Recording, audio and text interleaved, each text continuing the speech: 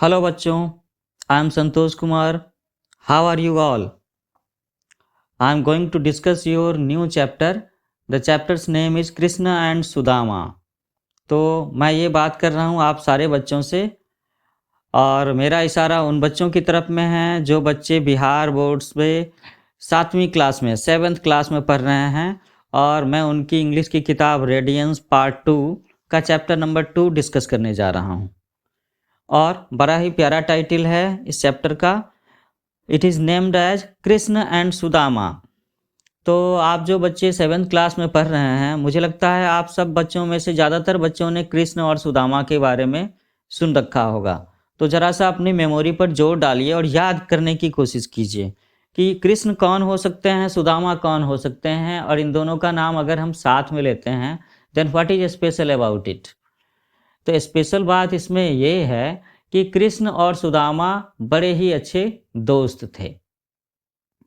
आप सब बच्चों के भी कोई ना कोई दोस्त होगा, किसी के एक दोस्त, दो दोस्त, चार दोस्त, पांच दोस्त, पांच छह दोस्त, ऐसा तो हो ही सकता है ना। मुझे लगता है उन बच्चों के ज़्यादा दोस्त होंगे जो बातचीत करने में अच्छे हैं, जो किसी के साथ में आसानी से बातचीत करना शुरू कर सकते हैं, जो थोड़े से एक्सट्रोवर्ट हैं, बहिर्मुखी हैं। और वो बच्चे जो इंट्रोवर्ट होते हैं, अंतर्मुखी, थोड़े रिजर्व रहने वाले, कम बोलने वाले, उनकी दोस्ती थोड़ी सी कम होती है। एक और भी बात का अंदाज़ा है मुझे कि उन बच्चों के दोस्त ज़्यादा होंगे जिनके फादर कुछ ऐसी सर्विस में रहे होंगे जिसकी वजह से उन्हें पढ़ाई के दौरान में 2-3 साल किसी एक शहर में, फिर 2-3 साल किसी और शहर में, जिनके पिताजी का ट्रांसफ़र ज़्यादा होता होगा। तो फ्रेंडशिप पर मैं एक लेक्चर बाद में अलग से डालूँगा। अभी फ़िलहाल आपका चैप्टर कंटिन्यू करता हूँ। So let's start the chapter Krishna and Sudama. इसके वार्मर सेक्शन में एक क्वेश्चन है, जरा आप सब लोग सोच करके देखें। Do you have a friend?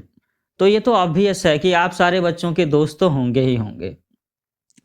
One more question is what is common between you and him और हर? तो दोस्ती क्यों होती है? और अगर आपका दोस्त है तो आपके और आपके दोस्त के बीच में क्या कॉमन है, क्या सिमिलरिटीज हैं जो दोनों में है? दोनों की हॉबी एक जैसी है, दोनों की एज ग्रुप एक जैसी है, दोनों एक ही क्लास में पढ़ते हैं, दोनों आसपास में नेबर्स हैं, ऐसा क्या? दोनों के पिताजी दोस्त हैं क्या? ये सारी बातें हो सकती हैं। और एक बार और भी सोच करके देखिए कि what do you like most in him और हर? आप अपने दोस्त में कौन सी बात सबसे ज़्यादा पसंद करते हैं, उसकी कौन सी खूबी आपको ज़्यादा अच्छी लगती है? तभी तो एक दूसरे में अट्रैक्शन होता है, तभी तो दोनों में दोस्ती है ना? तो इसके बारे में फिर हम लोग आगे बात करेंगे। अभी तो हम लोग ये स्टोरी स्टार्ट करते हैं। The story of friendship between Krishna and Sudama is very popular. Krishna and Sudama studied together. Krishna was rich while Sudama was poor. Still, both were good friends. They were always seen together.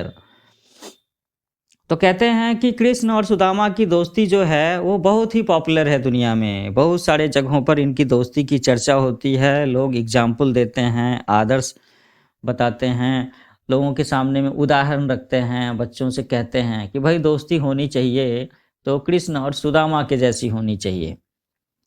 Krishna and Sudama studied together. तो कृष्ण और सुदामा में दोस्ती हुई कैसे? तो जब ये दोनों साथ में पढ़ाई कर रहे थे, गुरुकुल में एक गुरुजी के पास में रह कर के पढ़ाई कर रहे थे, तब इन दोनों की दोस्ती हुई थी। Krishna was rich while Sudama was poor. Krishna एक धनी परिवार से थे, धनी थे, उनके पास में खाने पीने की चीज़ों की कमी नहीं थी उनके परिवार में, जबकि सुदामा बहुत ही गरीब परिवार को बिलोंग करते थे। Still both were good friends. और ऐसा अक्सर देखा गया है कि दो दोस्तों में ऐसा होता है, लेकिन दोस्ती एक ऐसा रिश्ता होता है जिसमें लोग फैमिली बैकग्राउंड या रुपये पैसे की स्थिति को नहीं देखते, बस दोस्ती हो जाती है।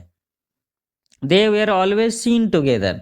तो कृष्ण और सुदामा में दोस्ती थी उन्हीं दिनों में, जिन दिनों वो गुरुकुल में गुरुजी के पास में रह कर के पढ़ाई किया करते थे, तब से ही दोस्ती थी।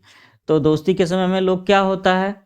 दोस्ती के समय में ये होता है कि कहीं भी आना जाना हो, कोई काम करना हो, तो अक्सर लोग अपने दोस्त के साथ में समय बिताना पसंद करते हैं, या कोई प्रोजेक्ट हो, असाइनमेंट हो तो दोस्त के साथ में करना पसंद करते हैं। घूमना, बाजार जाना, खेल कूद करना तो दोस्त के साथ में होना पसंद करते हैं। तो ये तो बात हुई कि कृष्ण और सुदामा में गुरुकुल के दिनों में दोस्ती थी। Now what is stored in the future? Time past, समय बीत गया, तो ये दोनों पढ़ते पढ़ते बड़े भी हो गए होंगे। तो आगे चल कर के Krishna became the king of Dwarika but Sudama's condition remained pitiable. तो क्या हुआ कि समय बीतने के साथ में ये दोनों बड़े होकर के अपने अपने घर चले गए। तो कृष्ण तो आगे चल कर के द्वारका के राजा बन गए, लेकिन सुदामा की स्थिति बड़ी दयनीय रही। वो चूंकि पहले भी गरीब परिवार से थे और आगे भी उनके परिवार में कुछ बेहतर स्थिति नहीं हो सकी, तो वो बहुत ही दिक्कत की स्थिति में थे, बहुत ही दयनीय स्थिति में थे। इसीलिए लिखा है Sudama's condition remain pitiable. His wife and children had to go to bed without meals very often. तो आप जरा सोच करके देखिए कि कितनी भी दिक्कत की बात है, कितनी बड़ी दिक्कत की बात है कि जब सुदामा के परिवार में उनकी वाइफ और बच्चों को अक्सर बिना खाना खाए सो जाना पड़ता होगा। इतनी ज़्यादा दिक्कत की बात है। Unable to bear with pitiable condition Sudama's wife said to him. तो जब इस तरह की स्थिति काफ़ी दिनों तक रही तो एक बार सुदामा, उनकी वाइफ ने, उनकी पत्नी ने उनसे कहा, जब उन्होंने देखा कि भाई ये स्थिति बर्दाश्त के बाहर है और इस तरह की दयनीय स्थिति में, इस तरह से भूखों मरने वाली स्थिति में हम लोग कब तक रहेंगे। तो सुदामा की वाइफ ने सुदामा से कहा, क्या कहा? You always tell us that Krishna the king of Dwarka is your friend, why don't you meet him and ask him to help you. Sudama की वाइफ ने सुदामा से कहा कि आप तो हमेशा ये कहते हैं कि कृष्ण जो कि द्वारका के राजा हैं वो आपके दोस्त हैं, तो आप ऐसा क्यों नहीं करते कि आप उनसे मिलते हैं और आप उन्हें अपनी मदद करने को कहते हैं।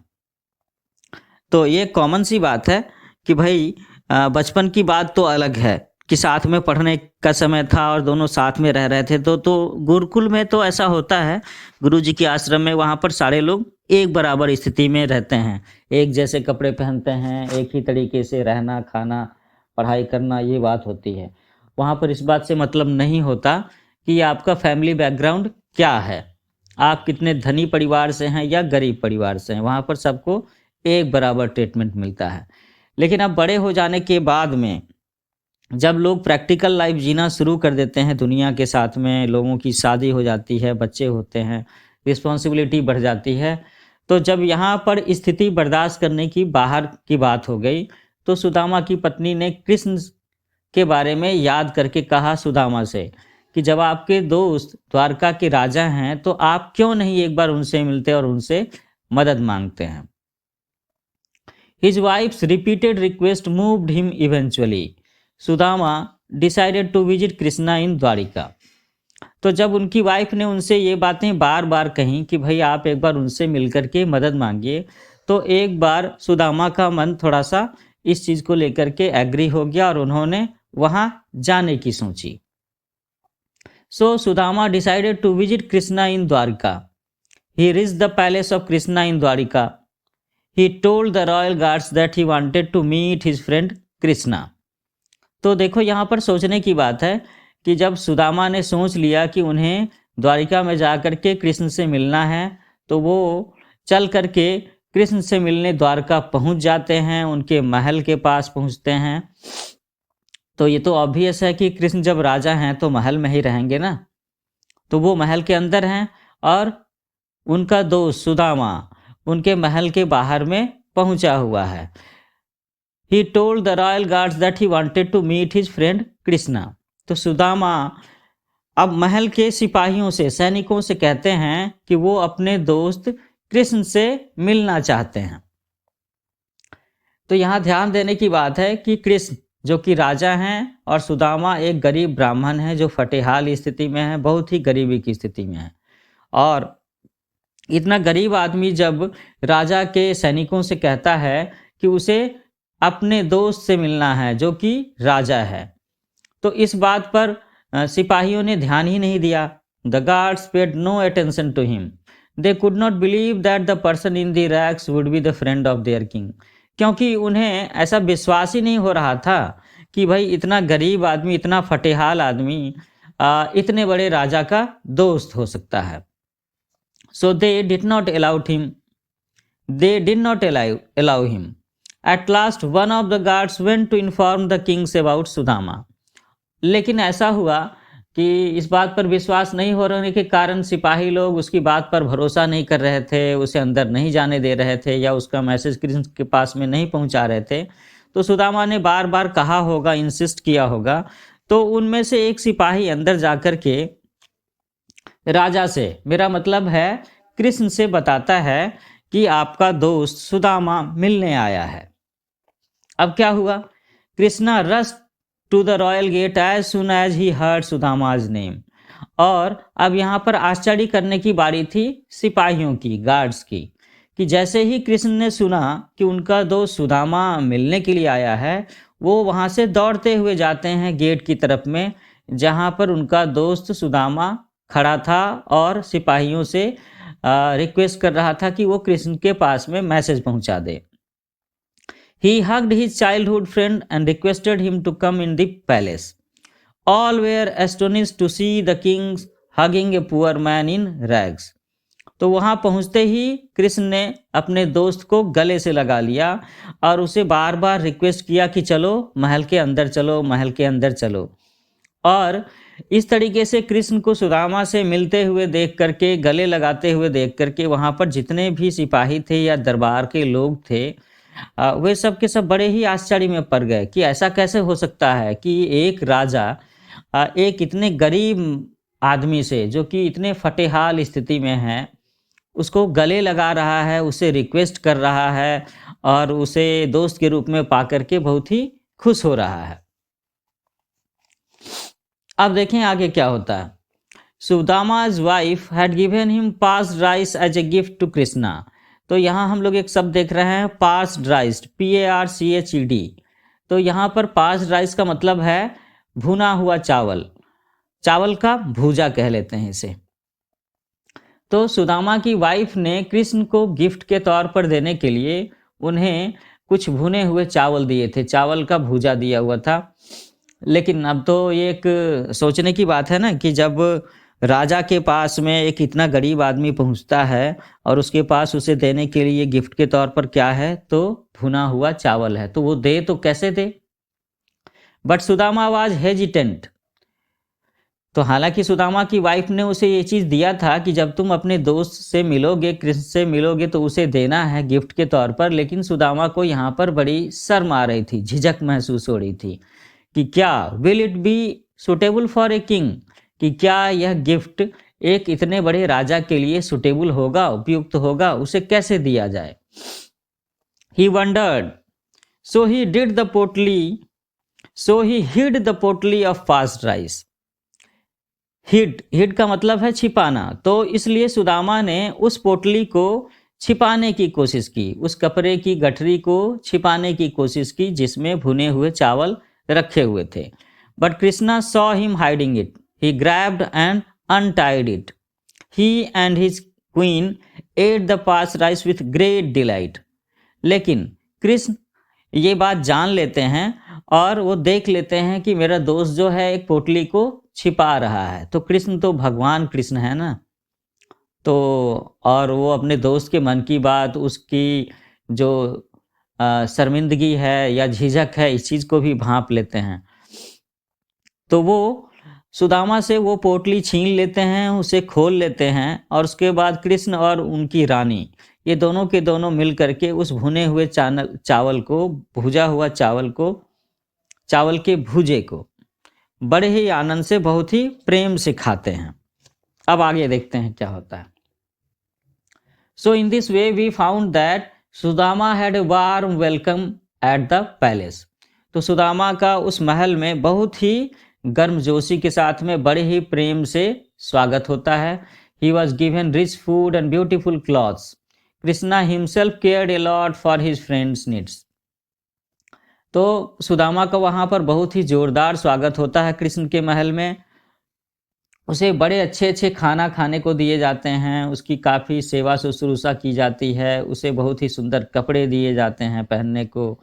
कृष्ण खुद ही उसका बहुत ख्याल रखते हैं, चूँकि वो उनके बचपन का दोस्त है। Sudama was pleased.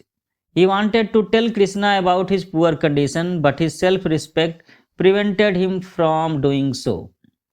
अब सुदामा इन सारी बातों से, इन सारी आव भगत से बहुत खुश होते हैं, लेकिन उनकी वाइफ ने उन्हें क्या करने को भेजा था? उनकी वाइफ ने भेजा था कि आप जाकर के कृष्ण से बताओगे कि आप इतनी दिक्कत की स्थिति में हो, तो कृष्ण तुम्हारी मदद करेंगे, चूँकि वो राजा हैं, वो बहुत बड़े हैं और सामर्थ्यवान हैं। लेकिन यहाँ पर सुदामा का आत्मसम्मान आरे आ रहा था कि वो इस बात को कृष्ण से कह सकें और उससे अपनी मदद करने को कहें, और वो ये बात कह नहीं पाते हैं कृष्ण से। So finally, Sudama returned home as poor as he was. When he reached home, he was amazed to find a big palace in the place of his old hut. तो इस झिझक की वजह से सुदामा कह तो नहीं पाते, और जब वो अपने दोस्त के पास रह रहे होते हैं, फिर वहाँ से लौटने की बारी आती है, तब तक भी वो ये बात नहीं कह पाते, और आखिर फिर से उन्हें अपने घर तो लौटना ही था। लेकिन जब वो अपने घर पहुँचते हैं तो वहाँ वो देखते हैं कि जहाँ पर उनकी झोपड़ी हुआ करती थी, वहाँ पर एक बड़ा सा महल है। तो अब चकरा जाने की बारी सुदामा की थी। He asked a man about the new and beautiful building. तो सुदामा वहाँ पर लोगों से पूछते हैं कि भाई, मेरी यहाँ पर झोपड़ी थी, मेरी वाइफ, मेरे बच्चे यहाँ रहते थे, वो कहाँ हैं, और यहाँ पर ये इतना बड़ा बिल्डिंग, ये इतना बड़ा महल कहाँ से आ गया? The man replied that it was Sudama's palace. और वो सारे के सारे लोग कहते हैं कि भाई, ये तो सुदामा का महल है। Sudama could not believe it, और सुदामा को उनकी बातों पर विश्वास नहीं होता है कि भाई, ये उसका अपना महल कैसे हो सकता है, उसके पास में तो सामर्थ्य ही नहीं है कि वो इतना बड़ा महल बना सके। Seeing Sudama standing outside the palace, his wife came out and took him in. Sudama became very happy to see his wife and children in good clothes. और जब ये बातें चल रही होती है, सुदामा बड़े असमंजस की स्थिति में होते हैं कि भाई, उनका झोपड़ा कहाँ चला गया, उनके परिवार के लोग कहाँ हैं, और उसकी झोपड़े की जगह पर ये इतना बड़ा महल कहाँ से आ गया। तो इसी बीच में उनकी वाइफ और बच्चे घर से बाहर निकलते हैं और वो देखते हैं सुदामा को वहाँ पर खड़े।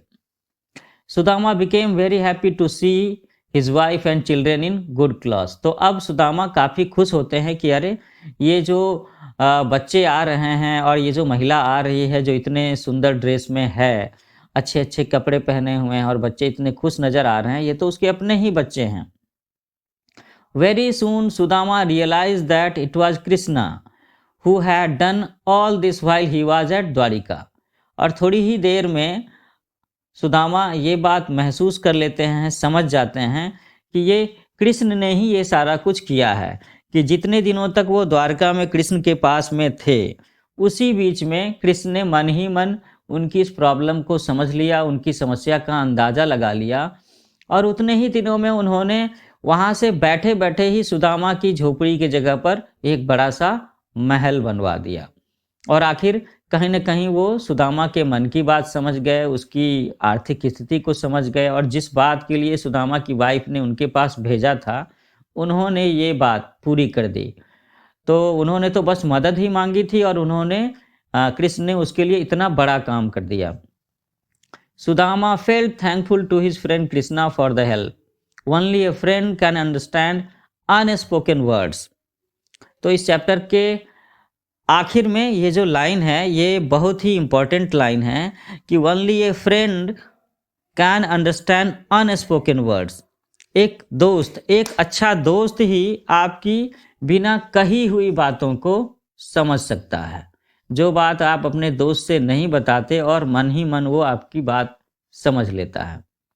और इस बात के लिए सुदामा अपने दोस्त कृष्ण के प्रति बहुत ही थैंकफुल महसूस करते हैं, धन्यवाद देते हैं, उन्हें मन ही मन उनके प्रति आभारी होते हैं कि किस तरह से कृष्ण ने उनकी परेशानी समझ ली, और वहाँ से बैठे बैठे ही, बिना इनको बताए हुए, बिना इनको पूछे हुए, इनके रहने की व्यवस्था कर दी, इनके बच्चों, इनकी वाइफ, इन सब के लिए अच्छे कपड़े, खाने-पीने, इन सारी चीज़ों की व्यवस्था कर दी।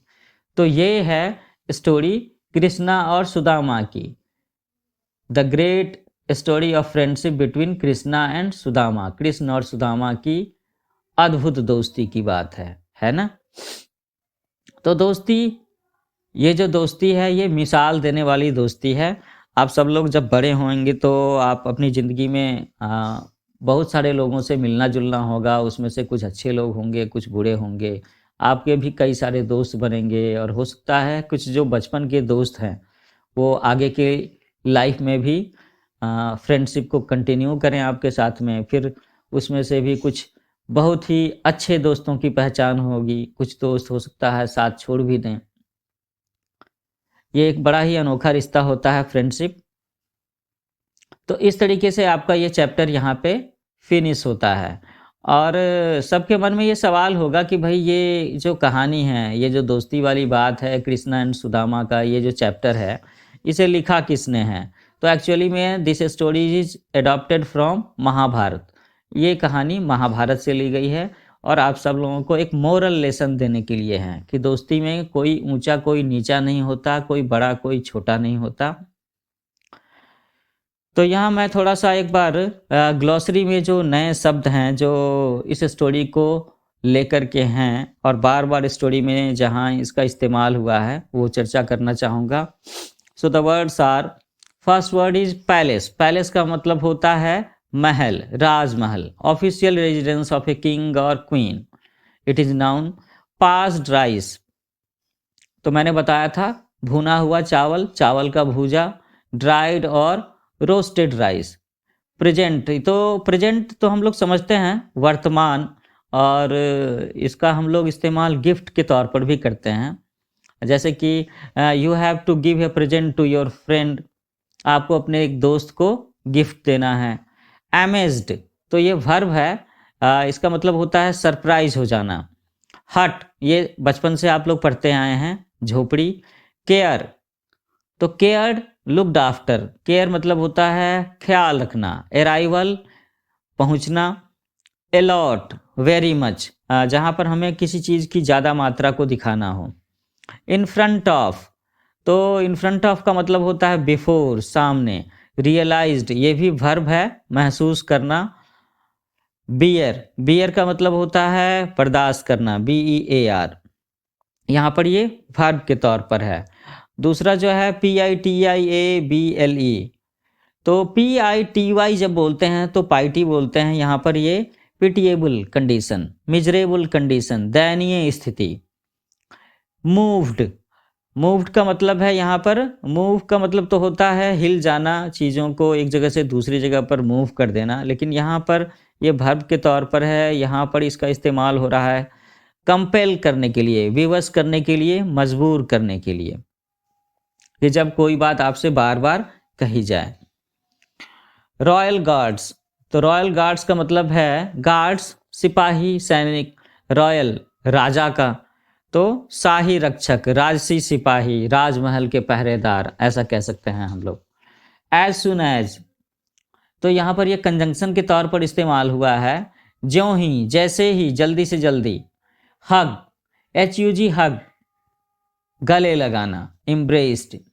असेम्ड ऑफ, तो फेल्ट सेम, शर्मिंदा होना। ग्रैब, GRAB, ग्रैब, उसी का यहाँ पर ग्रैब्ड है, इसका मतलब है झपट लेना, took forcibly. Untied, tie, TIE, tie बांधना, उसी का यहाँ पर है अनटाइड, तो खोलना, ओपेंड। प्रिवेंटेड, स्टॉप्ड, प्रिवेंट रोकना। एस्टोनिज्ड, अमेज्ड, चकित हो जाना। तो आगे चल कर के थोड़े दिनों के बाद में मैं इस चैप्टर का एक फॉलोअप सेशन भी रखूंगा, जिसमें मैं इस चैप्टर से रिलेटेड जितने भी क्वेश्चन आंसर इस किताब में दिए गए हैं वो सॉल्व करना आपको सिखाऊंगा, उसके बारे में थोड़ा सा डिस्क्राइब करूंगा। अगर इसमें ग्रामेटिकल पोर्शन से भी चीज़ें हैं तो मैं उनके बारे में भी एक्सरसाइज सॉल्व करना बताऊंगा आपको, इसके बारे में सिखाऊंगा कि कैसे करते हैं। कुछ ट्रांसलेशन भी देख रहा हूं मैं, आप इसे बनाने की कोशिश करते हैं। आप इसे बनाने की कोशिश करें, और जब मैं इस चैप्टर का फॉलोअप सेशन रखूँगा तो उस दिन मैं इसका सही से हिंदी में क्या ट्रांसलेशन है वो बताऊँगा। तो आप सारे बच्चों से ये है कहना कि जब भी आपके स्कूल में ये सेशन, ये लेक्चर, ये चैप्टर पढ़ाया जाने वाला हो, तो उसके पिछले दिन, पिछली रात को आप मेरा ये लेक्चर सुन करके जा सकते हैं पढ़ने के लिए। तो इसमें आपके लिए ये आसानी होगी कि क्लास में जब टीचर पढ़ा रहे होंगे, तो आपके लिए इस कहानी को सुन पाना, समझ पाना काफ़ी आसान होगा। जब आप पहले से सुन कर के जाएँगे तो एक छोटी-सी तैयारी होगी, आप उस कहानी के बारे में जान रहे होंगे। तो वहाँ आप टीचर की बातों को अच्छे से समझ पाएँगे। और फिर बाद में कभी जब आपको इस चैप्टर के लिए नोट्स बनाना हो, तब भी आप मेरे इस लेक्चर को सुन सकते हैं। एग्ज़ामिनेशन आने से पहले जब आपके पास में समय कम रहता है तैयारी के लिए, तो उस समय में भी आप इसे ऑडियो लेक्चर के तौर पर इस्तेमाल कर सकते हैं, चीज़ों को रिवाइज़ करने के लिए। और ऐसा करने से ये होगा कि भले इस चैप्टर से ऑब्जेक्टिव क्वेश्चन हो या सब्जेक्टिव क्वेश्चंस हों, किसी भी तरह के क्वेश्चंस का जवाब देना आसान होगा। तो आप अपने दोस्तों से मेरे इस चैनल की चर्चा करें, न्यू एज कोचिंग, उन्हें इसे सब्सक्राइब करने को बोलें, और आप भी इसे ज़रूर सब्सक्राइब करें, क्योंकि मैं इस पर आपके सिलेबस के English, Hindi, social studies, science के सारे चैप्टर्स के लेक्चर्स धीरे-धीरे डालने वाला हूँ, और आप इसे इस्तेमाल करके घर बैठे भी पढ़ाई कर सकते हैं। तो मेरा चैनल सब्सक्राइब करना ना भूलें, new age coaching. Happy learning, फिर मिलते हैं।